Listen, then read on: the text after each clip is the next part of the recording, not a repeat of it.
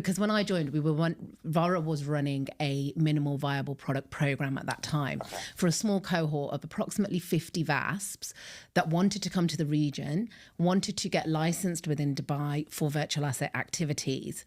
So I was kind of helping them along that process, so what the then MVP program was. So it was mostly operational things as well, like helping with recruitment, getting the landing page set up, the entity itself set up as a regulator, because everybody needs to have a regulatory commercial license, office set up. So I was very hands-on in that sense from a project management point of view.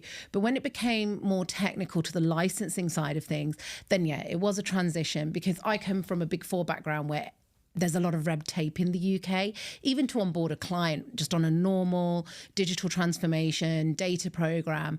There's a lot of red tape to onboard a client. Whereas though with this, with the virtual asset industry, there was a lot of learning as we were going as well, what works well, taking knowledge and support and guidance from industry professionals at the time.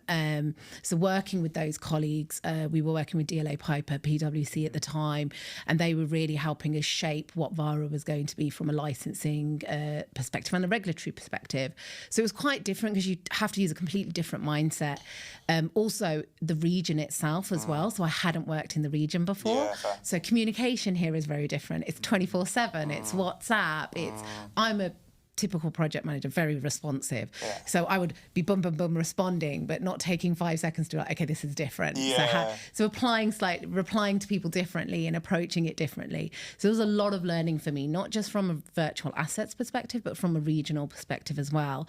And also working under VARA, we were part of the Dubai World Trade Center wider family.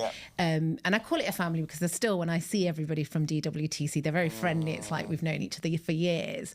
So there was also that learning of how they do things, and then implementing and working alongside them to get things done. So is VARA connected to DWTC?